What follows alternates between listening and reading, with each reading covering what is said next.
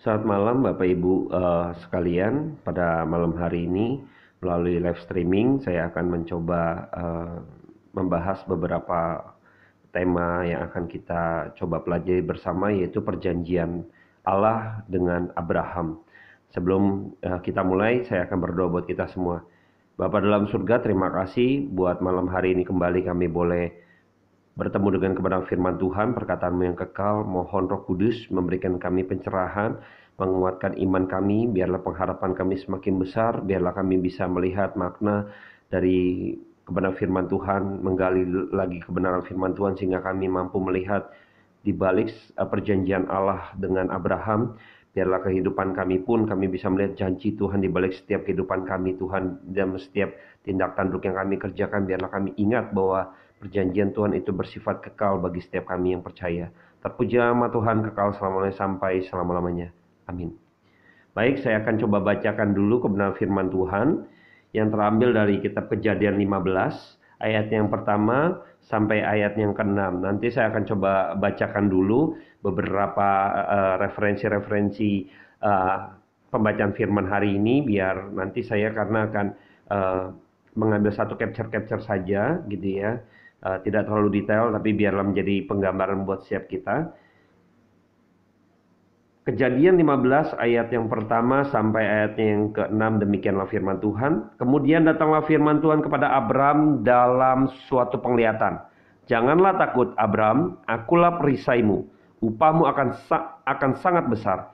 Abram menjawab, ya Tuhan Allah, apakah yang akan engkau berikan kepadaku, karena aku akan meninggal dengan tidak mempunyai anak. Dan yang akan mewarisi rumahku ialah Eliezer, orang Damsyik itu. Lagi kata Abram, engkau tidak memberikan kepadaku keturunan, sehingga seorang hambaku nanti menjadi ahli warisku. Tetapi datanglah firman Tuhan kepadanya, demikian. Orang ini tidak akan menjadi ahli warismu, melainkan anak kandungmu, dialah yang akan menjadi ahli warismu. Lalu Tuhan membawa Abram keluar serta berfirman, coba lihat ke langit, hitunglah bintang-bintang, jika engkau dapat menghitungnya. Maka firman-Nya kepadanya, demikianlah banyaknya nanti keturunanmu. Lalu percayalah Abram kepada Tuhan, maka Tuhan memperhitungkan hal itu kepadanya sebagai kebenaran. Lalu saya akan coba ambil di dalam Kejadian 16 gitu ya. Saya akan membacakan buat setiap kita. Kejadian 16 ayatnya yang pertama nanti sampai ayatnya yang ke-6, nanti saya akan bacakan buat setiap kita.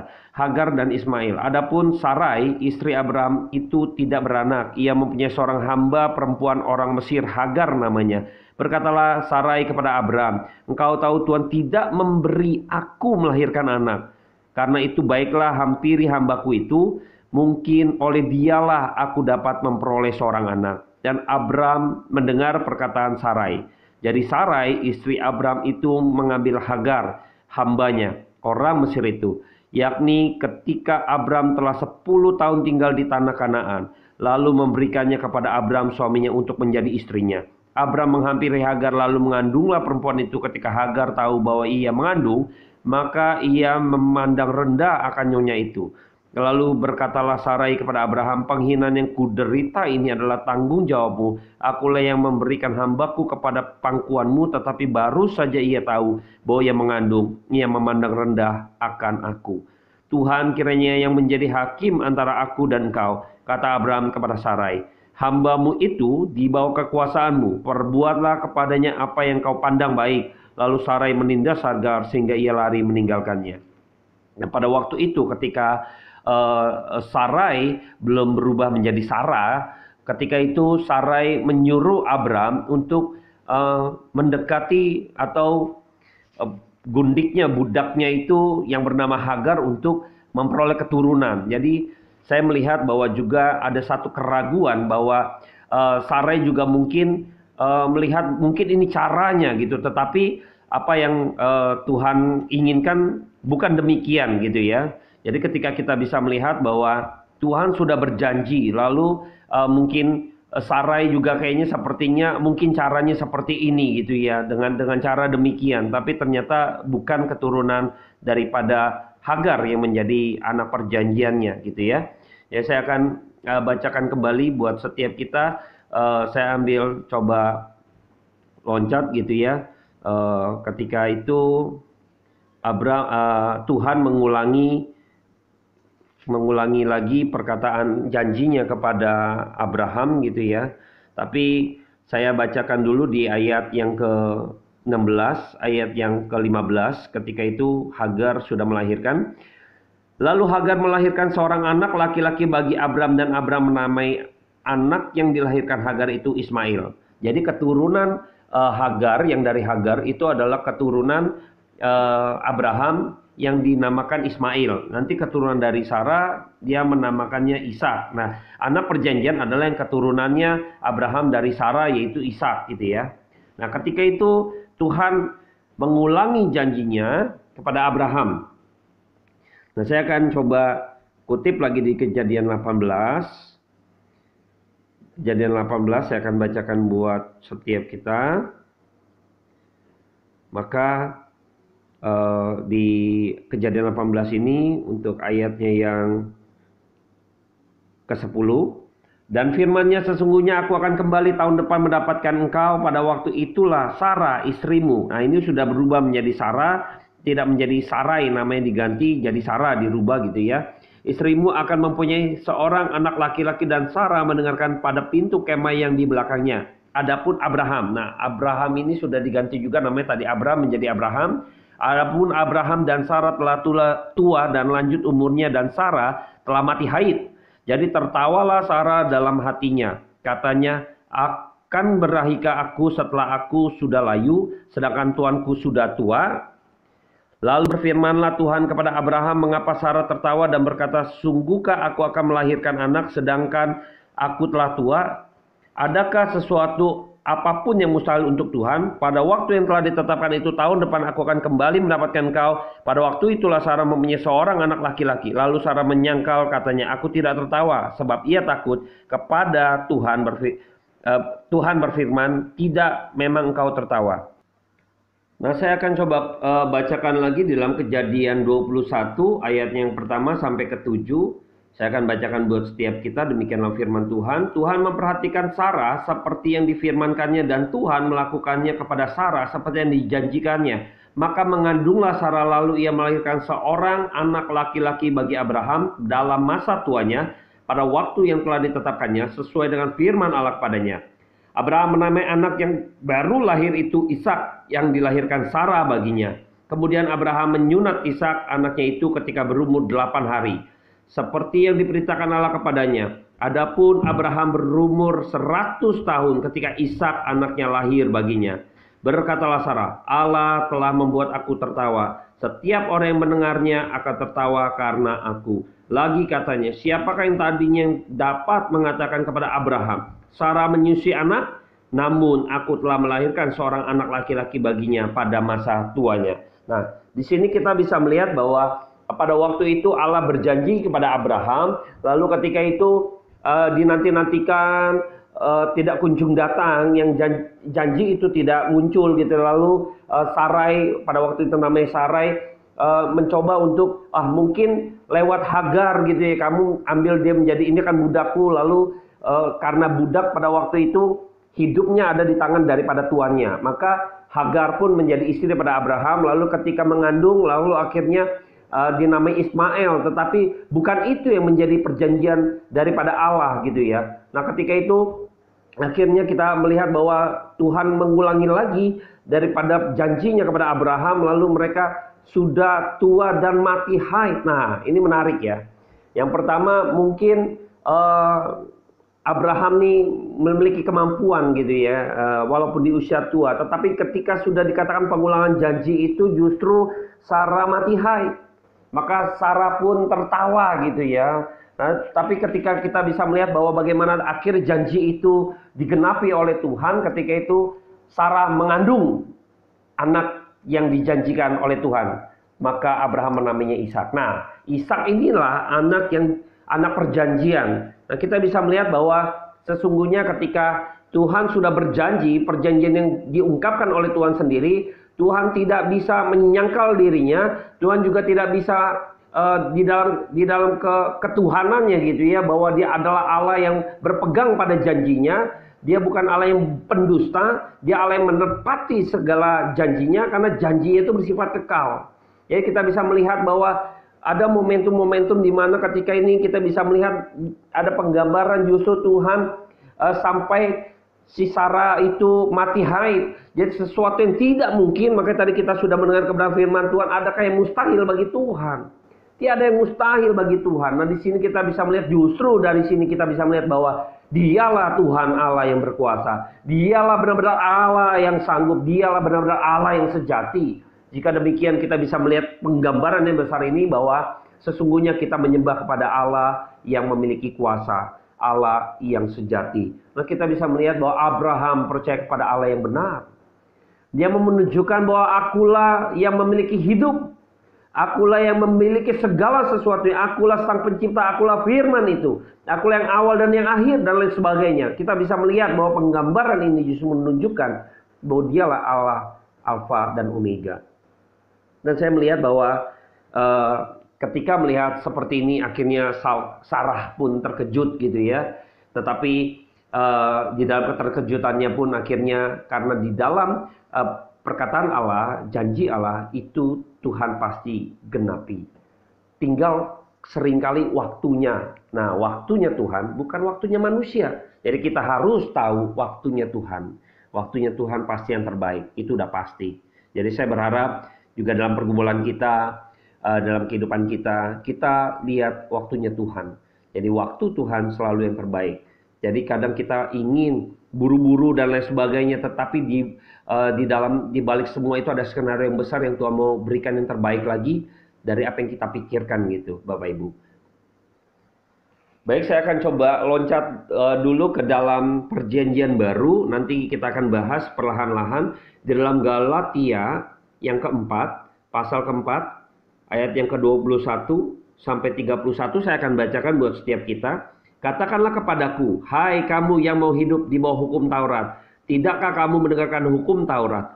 Bukankah ada tertulis bahwa Abraham mempunyai dua anak, seorang yang perempuan yang menjadi hambanya dan seorang perempuan yang merdeka? Tetapi anak yang perempuan yang menjadi hambanya itu diperanak menurut daging, dan anak dari perempuan yang merdeka itu oleh karena janji. Ini adalah suatu kiasan. Sebab kedua perempuan itu adalah dua ketentuan Allah, yang satu berasal dari gunung Sinai dan melahirkan anak-anak perhambaan, itulah Hagar. Hagar ialah gunung Sinai di tanah Arab, dan ia sama dengan Yerusalem yang sekarang, karena ia hidup dalam perhambaan dengan anak-anaknya. Tetapi Yerusalem surgawi adalah perempuan yang merdeka, dan ialah ibu kita. Karena ada tertulis, bersukacitalah hai si mandul yang tidak pernah melahirkan, bergembiralah dan bersorak-sorailah hai engkau yang tidak pernah menderita sakit bersalin. Sebab yang ditinggalkan suaminya akan mempunyai lebih banyak anak dari yang bersuami. Dan kamu, saudara-saudara, kamu sama seperti Ishak, adalah anak-anak janji. Tetapi seperti dahulu dia yang diperanak menurut daging, mengenai yang diperanak menurut roh, demikian juga sekarang ini. Tapi apa kata nas kitab suci? Usirlah hamba perempuan itu beserta anaknya. Sebab anak hamba perempuan itu dia akan menjadi ahli waris bersama-sama dengan anak perempuan merdeka itu. Karena itu saudara-saudara, kita bukanlah anak-anak hamba perempuan, melainkan anak-anak perempuan merdeka. Nah, di dalam perjanjian baru pun antara Hagar dan Sarah disinggung. Nah, saya akan coba mengupas sedikit saja, membahas di dalam perjanjian lama tadi yang sudah kita baca, bahwa Hagar melahirkan Ismail dan Sarah melahirkan Ishak. Nah, yang disebut anak perjanjian adalah Ishak. Nah, ketika kita lihat di dalam Galatia, maka di sini juga ada penggambaran bahwa ini menjadi kiasan dari kejadian Hagar dan Sarah, jadi kiasan di dalam kehidupan kekristenan atau kerohanian. Ini ada satu bicara umat pilihan gitu ya. Ya, ketika Hagar dan Sarah ada satu kiasan bahwa dua ini, ketika Hagar kita bisa melihat bahwa dikatakan sebagai orang yang anak karena kedagingan atau anak yang karena hasil dari kedagingan atau keinginan manusia. Kita tahu bahwa ketika Hagar melahirkan Ismail karena Sarai pada waktu itu menyuruh Hagar. Jadi maka ada unsur manusia yang mendorong hal itu terjadi. Tetapi berbeda dengan ketika Sarah melahirkan Ishak. Ketika Sarah melahirkan Ishak, maka kita tahu bahwa itu pure, bukan campur tangan manusia, itu pure tangan Allah. Mengapa saya katakan demikian? Karena tadi kita baca bahwa Sarah mati haid dan mereka berdua sudah tua. Ketika Abraham mendapat seorang anak yang dia namai Ishak, itu berumur 100 tahun. Anda dan saya bisa kebayang bahwa ketika itu Sarah sudah mati haid dan Abraham sudah tua. Kemungkinan besar maka tidak akan dapat anak. Ketika kita bisa melihat bahwa Ismail, Ishak ini menjadi bagian daripada, kita akan melihat di balik ini, cerita ini, kisah ini akan bicara kepada umat pilihan. Nah, ketika kita tahu bahwa Alkitab menuliskan bahwa justru keturunan Abraham, anak perjanjian adalah yang dilahirkan oleh Sarah, yaitu Ishak. Bukan Ismail, bukan oleh Hagar. Nah, ketika kita melihat di dalam perjanjian baru dalam Galatia yang baru kita baca bahwa ini ada hal yang menarik di balik dari kiasan Hagar dan Sarah ini. Nah, pada waktu di dalam Galatia kekristenan juga ada pandangan yang berbeda gitu ya. Ketika tadi sudah kita baca bahwa Hagar penggambaran dari Gunung Sinai gitu ya. Nah, ketika Sarah Yerusalem surgawi gitu ya. Ini apa sih maksudnya? Nah, kita seperti yang kita tahu bahwa pada waktu Musa mendapatkan Taurat atau hukum Taurat 10 hukum Tuhan, pada waktu itu 2 loh batu yang Tuhan berikan, yang Tuhan tulis melalui Musa, itu di atas Gunung Sinai. Ini Taurat diturunkan. Nah, sekarang pada waktu zaman perjanjian baru, ketika kita tahu bahwa di dalam Kristus, maka ada yang namanya hukum kasih karunia atau anugerah daripada Tuhan. Lalu apakah hukum Taurat ini bertentangan dengan kasih karunia Allah atau kedatangan Kristus gitu ya? Lalu mengabaikan hukum Taurat? Tidak. Kristus juga tidak menganggap bahwa hukum Taurat itu harus ditiadakan. Tidak.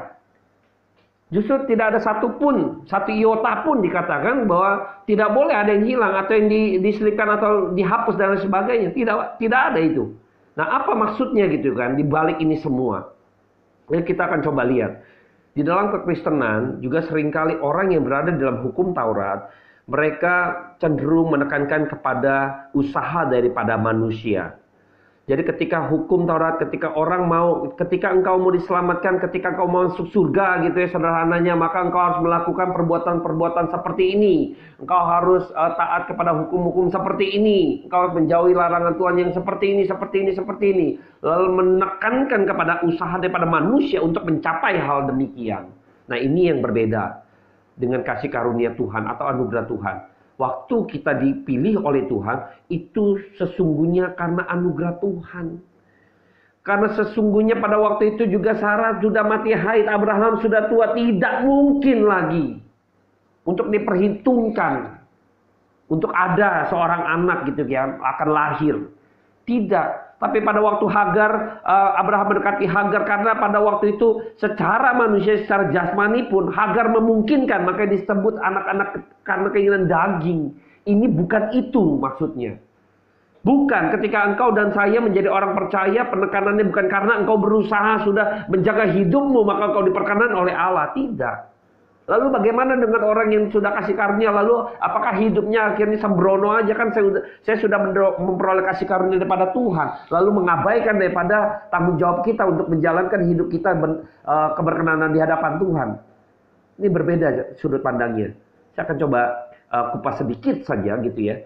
Pada waktu kita dalam kasih karunia Tuhan berbeda dengan orang yang menekankan kepada unsur manusianya adalah demikian. Jikalau di dalam unsur kemanusiaan atau di bawah hukum Taurat, maka kita tidak mungkin manusia mampu menjalankan seluruh Taurat daripada Tuhan untuk kita sempurna. Tidak mungkin. Maka pada waktu kita mencoba menjalani, kita berpikir ada mindset bahwa karena ada jasa manusia, maka saya boleh diselamatkan. Nah, ini yang bahaya. Ini bahaya. Ini bertentangan dengan firman Tuhan justru. Banyak orang seringkali salah dari pandangan ini.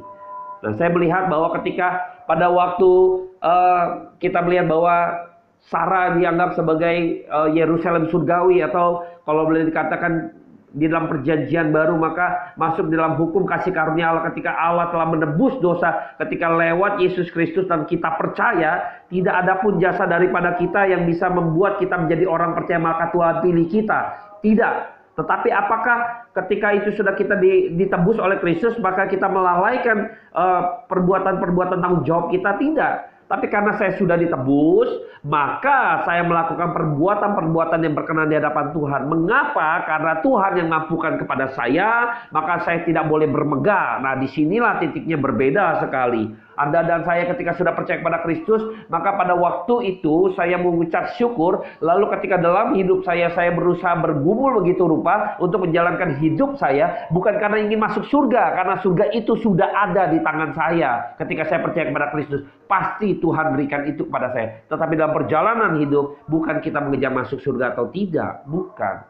Tetapi ada mahkota yang Tuhan sediakan. Makanya kita berlomba-lomba, bergumul, melawan dunia, melawan kedagingan. Karena ada satu perjuangan ini akan Tuhan juga bilang ada mahkota tersedia. Maka Rasul Paulus bilang, dia berlomba-lomba karena ada mahkota kehidupan. Dia berjuang begitu rupa. Nah, kita pada waktu jadi orang Kristen, kalau bicara cuma mau masuk surga, ini bahaya. Kita percaya kepada Kristus, Tuhan pasti berikan itu kekekalan di dalam surganya. Tapi pada waktu kita hidup yang sementara ini, makanya kita berjuang hidup, berjuang untuk lebih baik, kita menjaga kehidupan kita untuk menjauhi segala keduniawian, kedagingan, kita menyalibkan kedagingan, kita hidup dalam roh gitu ya. Dalam pimpinan daripada firman Tuhan. Ini bukan bagian daripada supaya kita berkenan daripada Tuhan, supaya kita masuk surga. Tidak. Tuhan sudah selamatkan, Tuhan sudah tebus. Tetapi bagian daripada kita adalah kita memuliakan Tuhan. Kembali kita mengembalikan segala kemuliaan pada Tuhan. Jadi waktu kita melakukan perbuatan baik, kita perbuatan-perbuatan yang berkenan ini sebagai manifestasi pada iman saya. Jadi saya tunjukkan kepada perbuatan saya, ini loh saya iman Kristen. Tidak untuk menjadi orang Kristen. Tapi iman saya percaya kepada Kristus, maka perbuatan ini adalah sebagai manifestasi atau sebagai dampak sebagai penggambaran bahwa saya beriman kepada Tuhan yang seperti ini. Berbeda. Waktu di hukum Taurat pada waktu digambarkan gitu ya. Ini orang berjuang begitu rupa, makankan kepada usaha jasa manusia diperhitungkan. Nah, ini sangat berbeda sekali. Nah, saya berharap ketika Anda dan saya mengerti beberapa poin-poin ini tidak mudah. Ini mungkin masih akan ada perdebatan-perdebatan yang mungkin banyak rekan-rekan juga yang tidak terima. Ada beberapa gereja yang tidak terima bahwa ya terlalu panjang lah kalau kita berdebat demikian. Tapi pelajaran kebenaran firman Tuhan ini biarlah kita semua boleh menangkap gitu ya. Jadi saya akan menutup dengan satu cerita. Ketika itu ada seorang kaya gitu ya, katakanlah pada waktu zaman itu ada budak, lalu ketika orang ini, bosnya, atasannya gitu, tuannya ini pulang, mereka tuan ini kalah judi dan lain sebagainya, dia mumet begitu rupa. Pas waktu pulang ada dua hambanya dipanggil untuk menyediakan air panas dan menyediakan minuman untuk dia, anggur untuk dia gitu ya. Lalu ketika disuruh siapkan air panas, lalu tuannya ini marah gitu kan, padahal air panas yang biasa yang tuannya rendam gitu kan, lalu dia bilang, engkau mau membunuh saya dengan air panas ini, lalu dihajar habis-habisan budaknya itu gitu kan. Lalu ketika dia diberikan minum juga sama budak yang lainnya, lalu dia bilang, anggur seperti apa ini yang kau berikan, engkau mau meracuni aku. Lalu dia marah begitu rupa, padahal anggur yang sama yang biasa dia minum. Singkat cerita ada temannya, rekannya datang ke tuan rumah daripada tuan ini. Ketika dia melihat bahwa wah, dia dari kejauhan sudah melihat lagi emosi, lagi marah begitu rupa. Lalu rekannya ini mendekati dia lalu berbicara. Setelah berbicara sepertinya dia menanyakan untuk menyelamatkan dua budak ini, niat daripada rekannya. Maka rekannya ini berniat untuk membeli dua budak ini gitu ya. Ketika itu karena berpikir tuan yang jahat ini melihat bahwa budak ini kok dia mau ya rekan saya ya. dua budak ini kan harganya saya kasih bandrol tinggi, mengapa dia mau ya? Ah, saya jual aja nih. Ini orang saya bodohin gitu ya. Dia pikir akhirnya singkat cerita budak ini menjadi budak yang rekan yang baru ini. Jadi punya tuan yang baru kira-kira gitu ya. Nah tuan yang baru ini ketika dua budak ini disuruh, engkau pergi sana, engkau sudah tidak lagi milikku, engkau menjadi milik rekan saya, engkau tinggalkan tempat ini. Lalu ketika itu dua budak ini mengikut tuan yang baru, rekan yang baru. Pada waktu di luar, rekan yang baru ini atau menjadi tuan yang barunya ini mengatakan kepada dua budak ini bahwa engkau sudah menjadi orang-orang yang bebas, engkau sudah menjadi orang-orang yang merdeka, maka engkau nggak usah ikutin saya lagi. Mulai hari ini engkau sudah menjadi orang yang merdeka dan engkau sudah menjadi orang yang bebas. Lalu budak yang pertama, dia begitu kegirangan, lalu dia meninggalkan orang tersebut tanpa mengucapkan terima kasih atau sepatah kata pun. Dia langsung pergi berteriak hore hore hore hore gitu kan, sampai nggak kedengeran suaranya lagi. Pada waktu tuannya pulang, rekan yang baru ini, tuan yang baru ini pulang melangkah, dia melihat budak yang kedua ini mengapa ngikutin dia gitu ya. Lalu dia tanya, bukankah engkau sudah menjadi orang yang bebas? Bukankah engkau sudah menjadi orang yang merdeka? Mengapa engkau mengikuti saya lagi gitu kan? Lalu budak yang kedua ini mengatakan, Tuan, saya mau melayani tuanku. Wah, disinilah. Ketika Anda dan saya sudah menjadi orang percaya oleh karena ditebus oleh Kristus, maka pada waktu Anda dan saya hidup kita, bukan karena kita ingin Tuhan perhitungkan kita. Bukan, kita sudah diperhitungkan Tuhan. Kita sudah dibebaskan Tuhan daripada dosa. Tapi kita berjuang, kita mau melayani Tuhan karena kita ingin memuliakan Tuhan. Waktu kita menjalankan kehidupan kita, hidup berjalan untuk menjaga kehidupan kita supaya kita tidak tercemar gitu kan, kedagingan kita salibkan. Itu bagian daripada pelayanan hidup kita. Kita pengen memberi yang berkenan di hadapan Tuhan. Ini sebagai bagian daripada ucapan syukur kita. Berbeda sekali. Berbeda. Kalau Anda dan saya, kamu nggak lakukan ini, kamu nggak masuk surga. Kamu nggak lakukan ini, kamu nggak masuk surga. Tidak ada yang sanggup menjalankan hukum Taurat. Maka Tuhan harus mati atas hukum Taurat itu. Karena Tuhan sudah menggenapinya. Tuhan sudah menjalankannya, dia berkorban begitu rupa, tidak satu celah pun dalam Kristus. Kristus berkenan di hadapan Tuhan. Kematian Kristus berkenan di hadapan Tuhan. Maka ketika kita sudah beriman kepada dia, kita percaya dalam iman kita, kita juga percaya kita sudah menjalankan hukum Taurat. Dan ketika kita menjalani itu, karena kasih karunia daripada Allah, lalu kita menjalani bukan karena kepatuhan kita akan hukum Taurat supaya kita diberkenan Tuhan. Tidak, sebagai bagian daripada hidup kita ingin mempersembahkan yang terbaik untuk pemulihan bagi nama Tuhan. Jadi saya melihat bahwa ini sesuatu yang berbeda, tapi saya berharap ini menjadi pandangan yang mungkin baru bagi setiap rekan-rekan. Mari renungkan, pasti nanti akan menemukan perdebatan-perdebatan yang ada. Dan saya tidak bisa pada kesempatan ini menjelaskan begitu panjang lebar. Saya akan menutup sesi ini. Jikalau ada teman-teman yang mungkin mau, silakan kita bisa berdiskusi mengenai hal ini lebih panjang lagi. Saya akan sudahi firman Tuhan kita pada malam hari ini. Mari kita berdoa. Bapa dalam surga, terima kasih buat kemurahan yang Tuhan berikan pada setiap kami, agar kami hidup semakin hari mengerti kebenaran firman Tuhan. Sungguh kami berada di hukum kasih karunia daripada Allah dan anugerah daripada Tuhan. Ketika kami menjalankan kehidupan kami, kira kami memiliki mindset yang benar bahwa kami telah ditebus. Maka ketika kami melakukan perbuatan-perbuatan yang berkenan di hadapan Tuhan, bukan karena untuk dipertimbangkan masuk surga, tapi terlebih lagi karena kami ingin mempersembahkan hidup kami sebagai dupa yang harum untuk Kau cium Tuhan. Terpujilah nama Engkau kekal sampai selama-lamanya. Diberkatilah kami karena perkataan Tuhan yang turun atas setiap kami, memberikan kami kekuatan yang baru untuk kehidupan rohani kami. Di dalam nama Tuhan Yesus kami mengucap syukur. Amin.